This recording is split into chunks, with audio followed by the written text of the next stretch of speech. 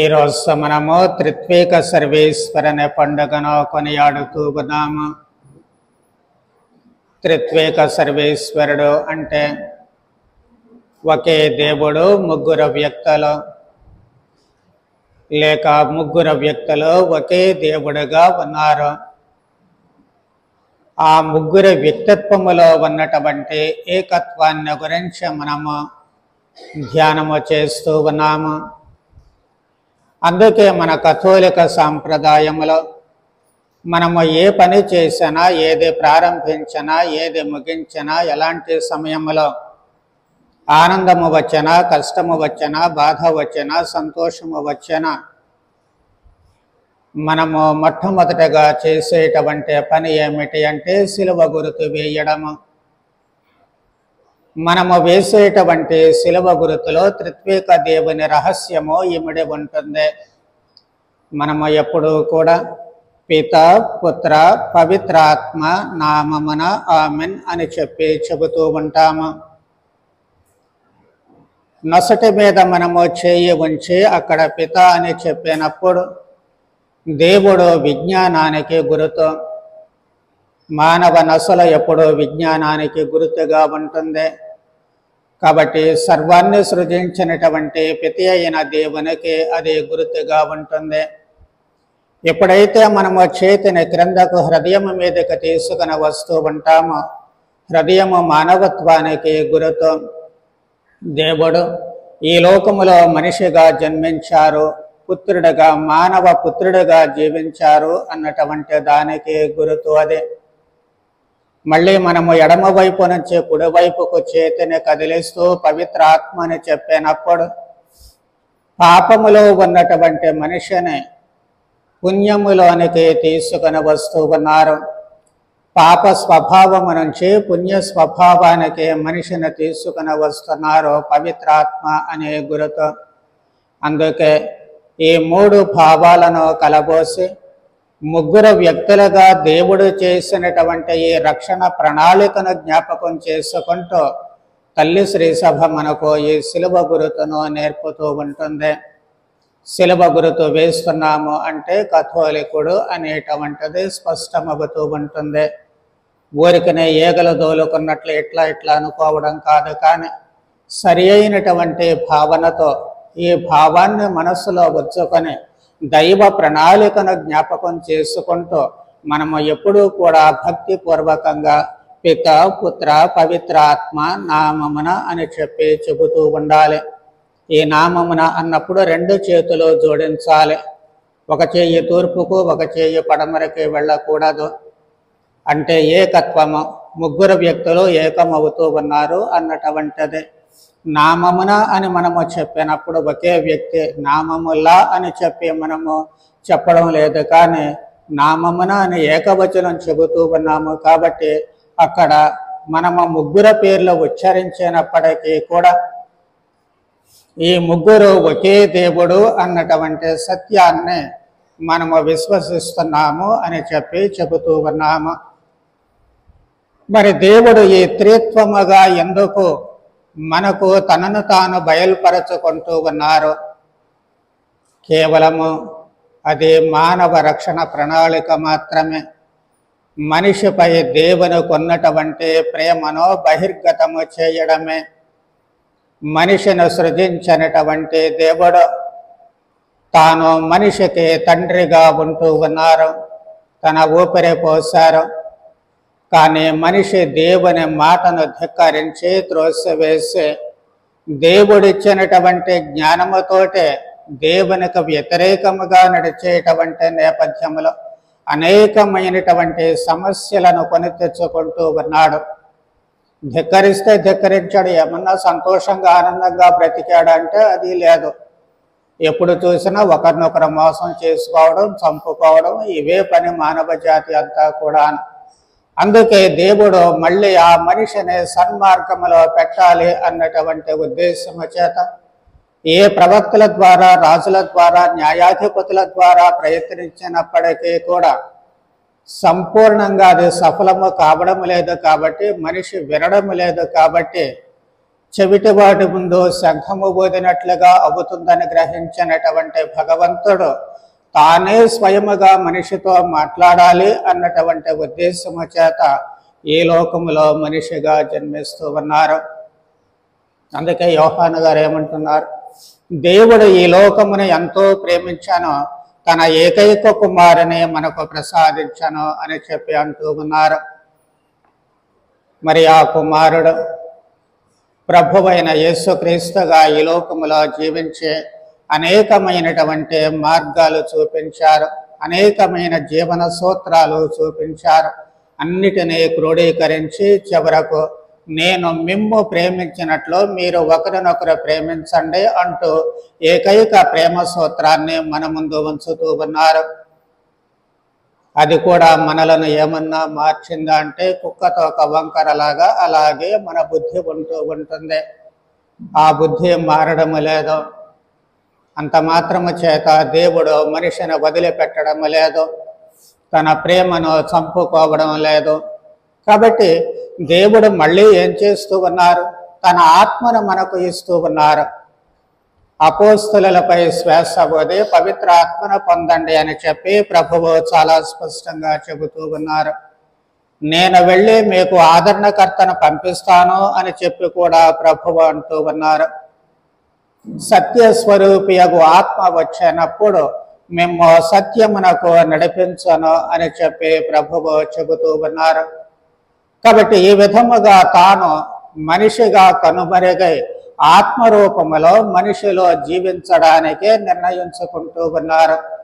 ఈ కారణము చేతనే తన శరీర రక్తాలను దివ్య సత్ప్రసాద రూపములో మనకు ఇస్తూ ఉన్నారు. తద్వారా మనలో జీవిస్తున్నారు, మనలో కలిసిపోతూ ఉన్నారు, మనకు ప్రేరణగా మిగులుతూ ఉన్నారు, మన ఆత్మలో కలిసిపోతూ ఉన్నారు. ఈ విధముగా 3 దశలుగా దేవుడు మన రక్షణ ప్రణాళికను పరిపూర్తి చేస్తూ మనందరినీ కూడా తన బిడ్డలుగా మోక్షరాజ్యములో చేర్చడానికి, ఈ లోకములోనే మనము ఆనందమయమైనటువంటి వ్యక్తులముగా జీవించడానికి తనను తాను బహిర్గతపరచుకుంటూ రక్షణ ప్రణాళికను వేశారు. అయితే ఈ ప్రణాళిక మనకు ఏ విధముగా ఉపయోగపడుతుంది, ఎలా ఉపయోగపడుతుంది అనే కంటే ఎలా ఉపయోగించుకుంటున్నామో అనేటువంటిది చాలా ముఖ్యము. దేవుడు త్రివిధ వ్యక్తులుగా ఉంటూ మానవులకు తనను తాను తెలియచేసుకున్నప్పుడు ఈ త్రివిధ దశలు కూడాను మన కుటుంబాలలో అవి ప్రతిబింబించబడాలి. మన కుటుంబాలను ఈ త్రిత్వానికి గనక పోల్చి చూసుకున్నట్లయితే చాలా దగ్గరి సంబంధం మనకు కనిపిస్తూ ఉంటుంది. ప్రప్రథమంగా కుటుంబంలో తల్లిదండ్రులు, ఈ తల్లిదండ్రులు అక్కడ పితయైనటువంటి దేవునికి గుర్తుగా ఉంటూ ఉన్నారు. దేవుడు ఏ విధముగా అయితే తన శ్వాస ఊపిరి పోశారో ఎక్కడ కూడా బిడ్డలకు తల్లిదండ్రులు తమ శరీర రక్తాలను పంచుతూ జన్మనిస్తూ ఉన్నారు. అక్కడ దేవుని పోలికగా వీళ్ళుంటూ ఉన్నారు. పితసుతానుబంధము, తండ్రికి కుమారుడికి ఉన్నటువంటి ఆ అనుబంధము ఈ కుటుంబములో తల్లిదండ్రులకు బిడ్డలకు ఉండాల్సినటువంటి అవసరము ఏర్పడుతుంది. అది మనం గ్రహించాల్సినటువంటి సత్యము. ఈ అనుబంధాన్ని మన ఇష్టం వచ్చినట్లుగా మార్చుకోకూడదు, మన ఇష్టం వచ్చినట్లుగా మలచుకోకూడదు, మన ఇష్టం వచ్చినట్లు చేయకూడదు. ప్రభువైన యేసు ఒలివేత వనములో ఏం చెబుతూ ఉన్నారో, తండ్రి సాధ్యమైతే ఈ పాత్ర నా నుంచి తీసివేయి. కష్టము వచ్చింది, అప్పటి వరకు ఓపికతో భరించారు. రాళ్ళు రువి చంపడానికి ప్రయత్నం చేసిన, అనేక అవమానాలు చేసినప్పటికీ, మాటలతో కించపరిచినప్పటికీ అక్కడి నుంచి మరో చోటకు పోయారు, తప్పించుకున్నారు. పర్వతం మీద నుంచి పడద్రోయాలనుకున్నప్పుడు తప్పించుకున్నారు. అప్పుడెప్పుడూ కూడా తండ్రితో మాట్లాడలేదు ప్రభువు. అన్నిటినీ భరించారు. ఆయన ఓపిక చచ్చిపోయింది. ఓపిక చచ్చిపోయినప్పుడు ఏం చెబుతూ ఉన్నారు, తండ్రి సాధ్యమైతే ఆ మాట మరచిపోకూడదు. సాధ్యమైతే ఈ పాత్ర నా నుండి తొలగించు. తండ్రితో తనకున్నటువంటి అనుబంధమా అదే. ఈరోజు అయితే ఊహించండి ఏం చెప్తారు. కొంచెం కష్టమైన పని తల్లిదండ్రులకు చేయాల్సి వస్తే, ఏంటి నేను ఎందుకు చేస్తాను, నాకేం బాగా చేసుకున్నా చేసుకోలేకపోతే పో. ఇవే మాటలు మనకు వస్తూ ఉంటాయి. మరి తల్లిదండ్రులకు మనకు ఉన్నటువంటి అనుబంధం అదేనా? కాస్త పెద్దవాళ్ళు అయిన తర్వాత వీళ్ళు ఉద్యోగాలు చేసి సంపాదించేటప్పుడు 4 మెతుకులు పెట్టడానికి బద్ధకమే, కష్టమే. నేనెందుకు ఇవ్వాలి నీకు డబ్బులు, నిన్ను నువ్వు పోషించుకో, నాకున్నది నాకే జారడం లేదు, నా కుటుంబ పోషణకే నాకు సరిపోవడం లేదు, నీకు ఇవ్వడానికి నాకెక్కడి నుంచి వస్తూ ఉన్నాయి. నా చెవులారా విన్నటువంటి మాటలు అవి కల్పించి చెప్పేది కాదు. అరే నిన్ను కన్నీ పెంచారు, మీ ఇద్దరికి ఉన్నటువంటి అనుబంధం ఏమిటి? అక్కడ నిన్ను పెంచడంతో అయిపోయిందా అనుబంధమా? కుమారుడుగా నీకున్నటువంటి బాధ్యత ఏమిటి? ప్రభువైన యేసే సాధ్యమైతే అన్నారు, కానీ తీసివేయమని పూర్తిగా చెప్పడం లేదు. చెప్పొచ్చు, మానేయొచ్చు, నాకు అనవసరం అని చెప్పి వదిలేసి వెళ్ళిపోవచ్చు. ఈ మానవ రక్షణ బాధ్యత కానీ చెయ్యాల. ఒక కుమారుడిగా తండ్రికి తల వంచారు, తన బాధ్యతను నెరవేర్చారు. కాబట్టి ఇక్కడ ప్రతి కుమారుడు ప్రతి కుమార్తె కూడా తన తల్లిదండ్రులకు విధేయించాలి. తల్లిదండ్రులకు విధేయించాలి. ఆ విధేయత అనేటువంటిది మనస్సులో ఉన్నప్పుడే తల్లిదండ్రుల ఎడల ప్రేమ పుడుతుంది. ఆ ప్రేమ ఉన్నప్పుడే గౌరవము అనేటువంటిది పుడుతుంది. ఆ గౌరవము ఉన్నప్పుడే తల్లిదండ్రులకు తల వంచి నీవు జీవించగలవు. నిన్ను కనీ పెంచినటువంటి అమ్మ నాన్నకు నీ కష్టం తెలియదా? నీవు పడేటువంటి బాధలు తెలియదా? వాళ్ళ బాధలను చూసి నీవెందుకు స్పందించలేకపోతూ ఉన్నావు? వాళ్ళు సంతోషంగా ఉండాలి అని చెప్పి ఎందుకు కోరుకోలేకపోతూ ఉన్నావు? వయసు పైబడిన కొద్దిగా చాదస్తం పెరగచ్చు, కొన్నిసార్లు ఎడ్డమంటే తెడ్డం అనొచ్చు, అయినా పర్వాలేదు. నిన్ను కన్నటువంటి తల్లిదండ్రులు నీవు గౌరవించడానికి, ప్రేమించడానికి, వారికి సాయం చేయడానికి నీకుండేటువంటి ఒకే ఒక కారణము, అన్ని కారణాలను ప్రక్కన పెట్టి ఒకే ఒక కారణం ఏమిటంటే నీకు జన్మనిచ్చారు. నీకు జన్మనిచ్చారు. వాళ్ళు వద్దు అనుకుంటే నీవు ఈ లోకంలో ఉండవు. కడుపులో ఉండగానే కడుపులో బిడ్డలు కరిగిపోయేటువంటి వాళ్ళే. కానీ వాళ్ళు కావాలి అనుకున్నారు, కష్టాలను భరించాలి అనుకున్నారు, నిన్ను ప్రేమగా చూశారు, ఆప్యాయతగా చూశారు, పెంచి పెద్ద చేస్తూ ఉన్నారు. మరి ఈ రోజున వాళ్ళు నీకు భారం అవుతూ ఉన్నారా? ఆ ప్రేమ బంధం తెగిపోకూడదు.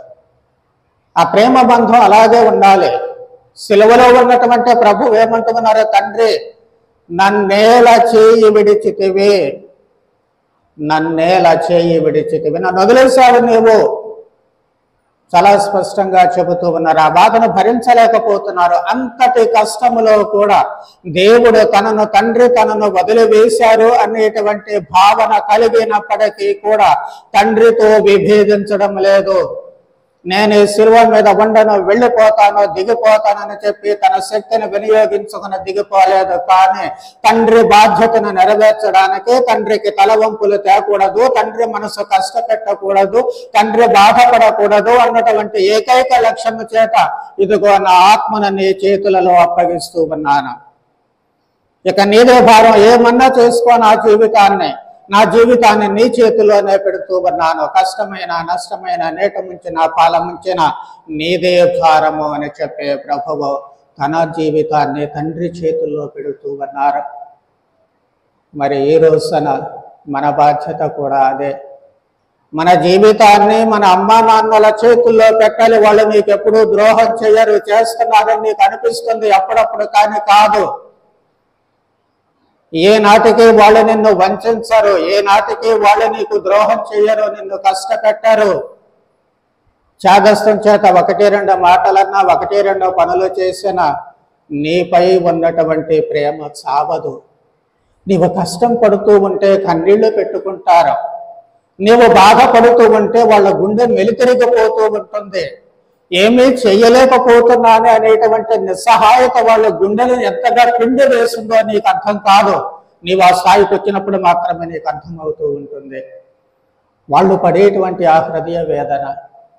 మరి అలాంటప్పుడు కాస్త ఆసరాగా ఎందుకు ఉండలేవు?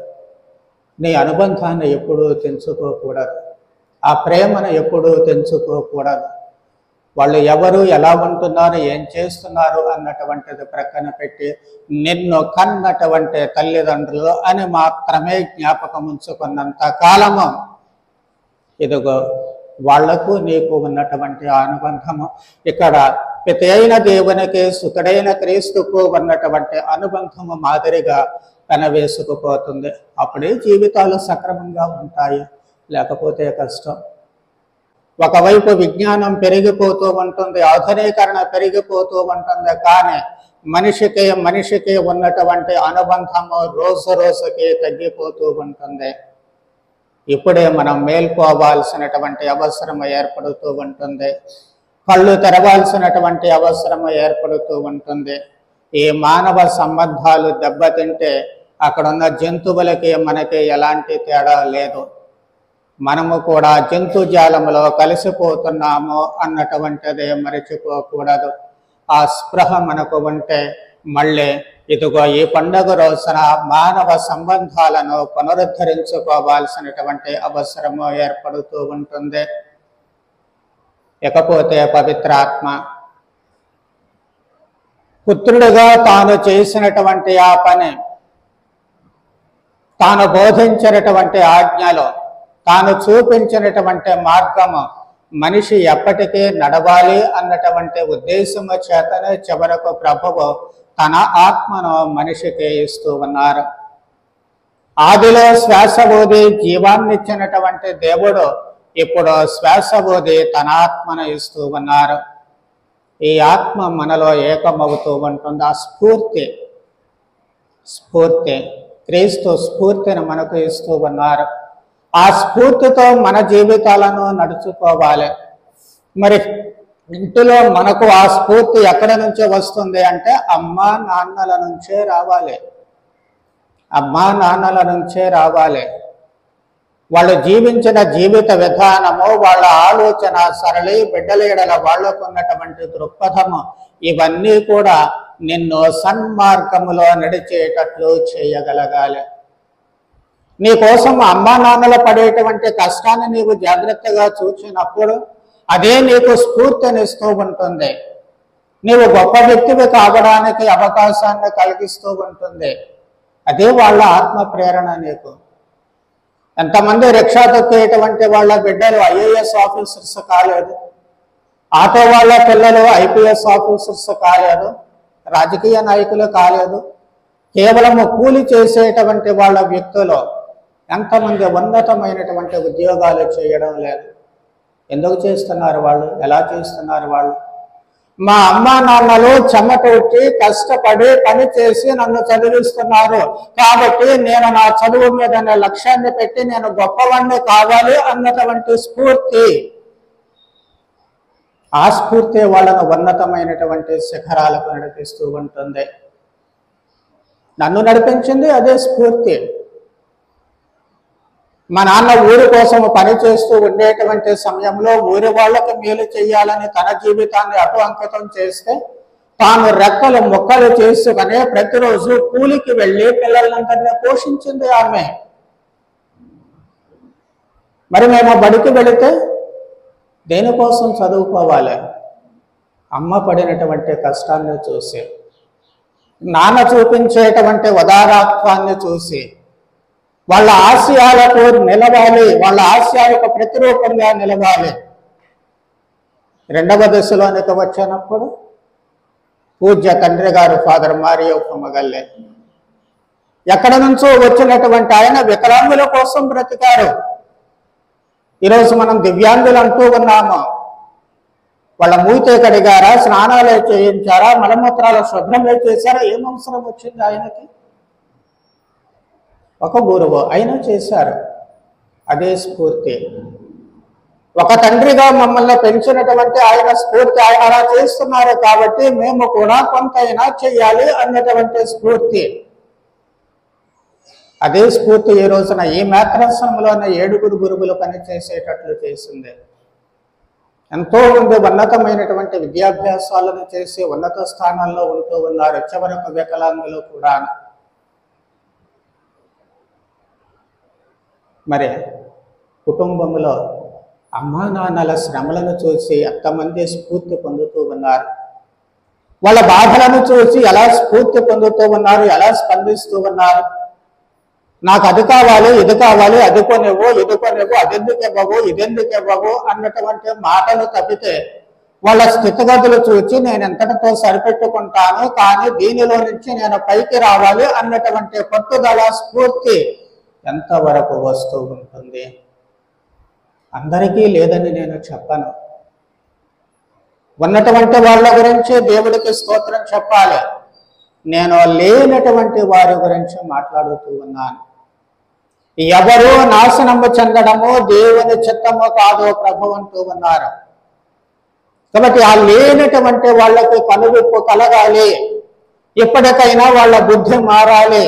నా జీవిత లక్ష్యం ఏమిటి? నా అమ్మా నాన్నలు ఎంతగా కష్టపడుతూ ఉంటే నేను వాళ్ళ స్ఫూర్తిని తీసుకొని నా జీవితాన్ని ఎందుకు నేను మెరుగుపరచుకోలేను? ఈ పని కాకపోతే ఆ పని, ఆ పని కాకపోతే ఈ పని, ఈ పని కాకపోతే ఇంకొక పని. నేను కష్టపడాలి, చెయ్యాలి, నా జీవితంలో నేను పైకి రావాలి, నా అమ్మ నాన్నలకు నేను సంతోషాన్ని కలిగించాలి, వాళ్ళు ఆనందంగా ఉండడం నేను చూడాలి, వాళ్ళ కళ్ళలో మెరుపు చూడాలి అనేటువంటి ఆలోచన ఈనాటి యువతలో ఎంతమందికి ఉంటుంది? ఎంతమంది ఆ ఆలోచనతో ఇప్పుడుంటూ ఉన్నారు? ఒక్కసారి ఆలోచిస్తే నేను చెప్పాల్సిన అవసరం లేదు, మీకే తెలుసు, మీకే తెలుసు. మరి వాళ్ళలో ఆ మార్పు ఎందుకు రావడం లేదు? భూమి గుండ్రంగా ఉందన్నట్లు చివరకు వచ్చేసరికి మీరే కారణము, అమ్మా నాన్నలే కారణము. వాళ్ళు మంచి వాళ్ళైనా మీరే కారణం, వాళ్ళు మంచి వాళ్ళు కాకపోయినా మీరే కారణం. ఎందుకు అంటే ప్రథమము నుంచి ఆ శిక్షణ ఇవ్వలేకపోతూ ఉన్నారు. దేవుడు మిమ్ము మీ కుటుంబములను దీవించుదరగాక.